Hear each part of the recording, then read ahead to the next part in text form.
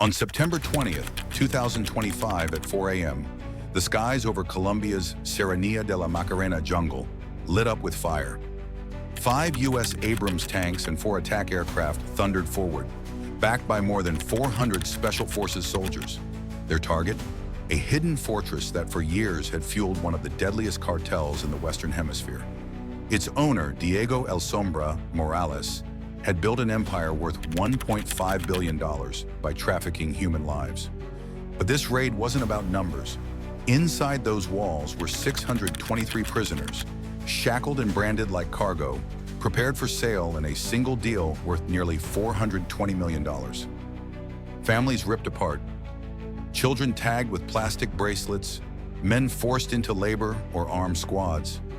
The fortress wasn't just a hideout, it was a factory of cruelty. For years, Morales operated in the shadows, turning villages into hunting grounds and profits into power.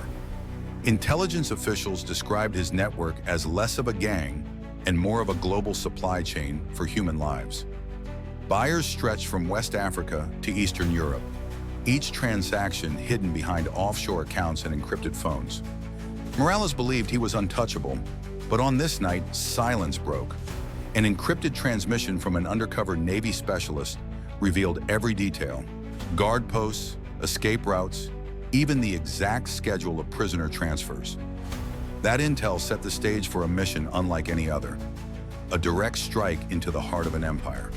What came next would shake the region, shatter a myth of invincibility, and reveal horrors beyond even the most hardened soldiers' expectations. And in just a moment, you'll see the truth of what U.S. forces found inside. The chain of events began the day before, September 19th, 2025, 4:42 p.m. Inside a U.S. military command post in Bogota, an encrypted signal pierced the static. On the line was Petty Officer Mark Harris, a Navy specialist who had been living for months undercover inside Morales' trafficking machine. What Harris delivered wasn't rumor, it was a blueprint. He described 14 black Toyota trucks lined up to move prisoners before dawn. He detailed 12 fortified guard towers equipped with Gatling guns capable of firing more than 2 million rounds per hour. Firepower equal to small national armies. He mapped hidden warehouses, underground bunkers, and the notorious compound locals whispered about, Finca La Sombra. Then came the most chilling detail. Morales' men had gathered 623 captives in preparation for one of the largest human auctions ever recorded in the region. Buyers had already committed to transferring $420 million in cash and assets. Women, children, entire families were listed in ledgers as commodities, each with a price tag. Some were marked for forced labor, others for prostitution, and many of the men were destined to be armed and pushed into criminal militias. The silence in the command tent after Harris's message said everything. A senior officer tapped the table. "We cannot let this continue." Within minutes, U.S. Southern Command activated Task Force Aurora. The operation would combine Navy SEALs, Army Special Forces, and armored units, all supported by advanced surveillance drones and precision airstrikes. The mission was ruthless in its design.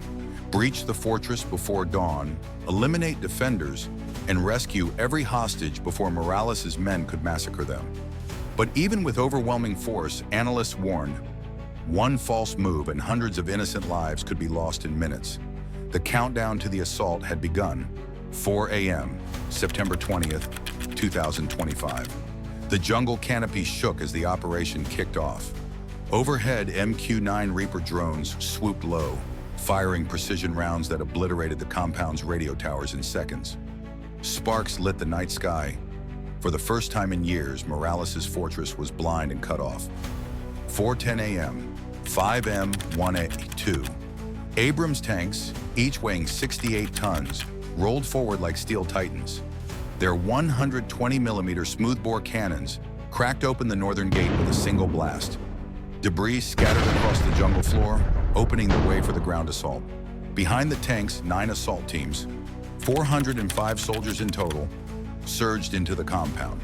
Every move was rehearsed, every step precise, but Morales' men were waiting. 12 fortified watchtowers erupted with fire, each equipped with Gatling guns capable of spitting out 3,000 rounds per minute. The sound was deafening, like a thunderstorm made of metal. If left unchecked, those guns could unleash 2.1 million rounds in an hour, enough to shred anything that moved. But the Americans had prepared. Overhead, an AC-130J Spectre gunship circled, its 105mm howitzer thundering. One by one, the watchtowers went silent, swallowed in fire. Moments later, an FA-18E Super Hornet tore across the treetops, dropping precision bombs that blasted apart Morales' southern perimeter. Two more jets intercepted fleeing convoys, destroying trucks packed with weapons before they could escape. The battlefield became chaos, steel, fire, and gunpowder colliding in the dark. By 4:20 a.m., the outer defenses had collapsed. U.S. forces stormed through the breached walls, blasting into warehouses and bunkers with thermite charges. Inside, what they found stopped even seasoned soldiers cold. Hundreds of prisoners crammed into cages, dehydrated, shackled, some tagged with numbers as if they were merchandise. The mission was no longer abstract, it was human, and it had only just begun. The deeper U.S. forces pushed, the fiercer the resistance became. Morales' men, more than 150 armed guards, unleashed a storm of fire from AK-103 rifles and RPG-7 launchers. Explosions ripped through the compound. One Abrams tank took a direct hit from a rocket-propelled grenade, flames licking across its armor. Yet the steel beast kept moving, cannon blazing back in retaliation. For minutes, the battle looked like a standstill. Bullets shredded walls. RPGs arced overhead. The jungle air itself felt electrified by the clash of metal and will. U.S. operators pressed forward with relentless precision, clearing bunkers room by room, determined not to lose a single captive. Then came the turning point. Coordinated airstrikes hammered the rear supply depots, cutting Morales' defenders off from their ammunition stockpiles. Special forces stormed through the chaos, seizing control of the inner warehouses where dozens of hostages were packed into cages. Shackles snapped as operators cut ropes and guided civilians into safe corridors.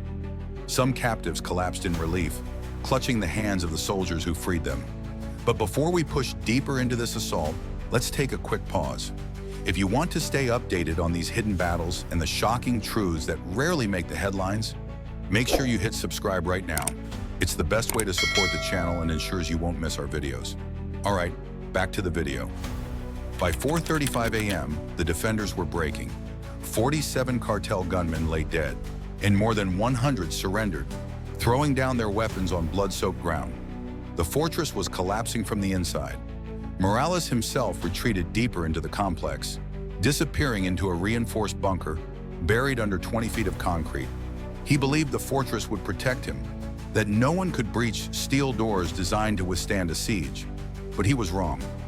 U.S. infiltration teams set shaped charges on the blast doors, detonating with a thunderous crack that shook the underground corridors. By 4:45 a.m., Morales' empire of fear was crumbling. The Americans were inside his last stronghold, and what they were about to uncover would horrify even battle-hardened veterans. By 5 a.m., gunfire faded into echoes.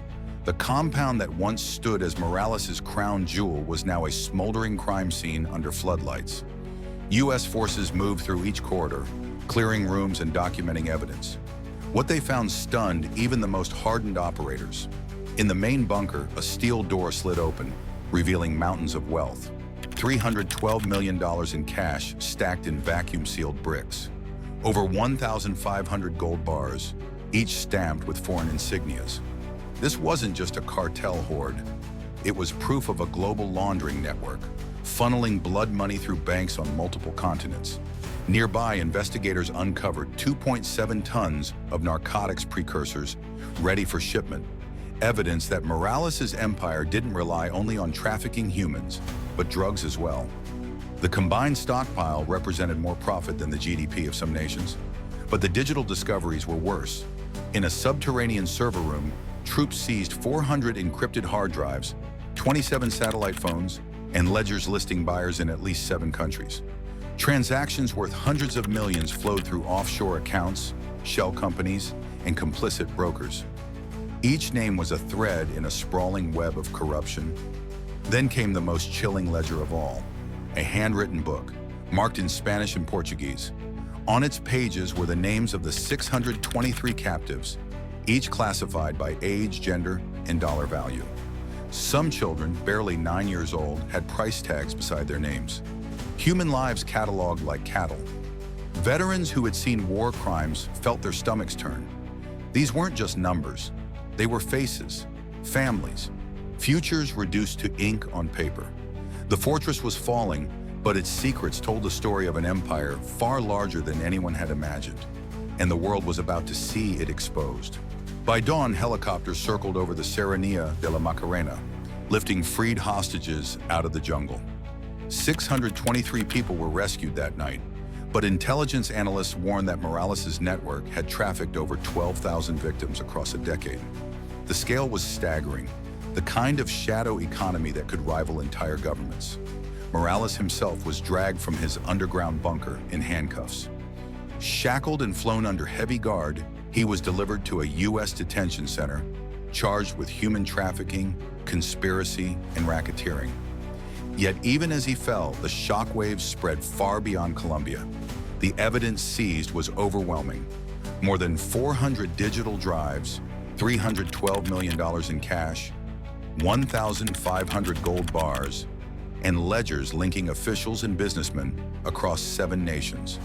Within hours, 47 international arrest warrants were issued. Financial investigators froze $860 million across 118 offshore accounts, cutting off the veins that had kept Morales' cartel alive. Governments scrambled to explain names found in the files. Diplomats issued frantic cables. Allies prepared joint task forces to chase down the cartel's surviving strands.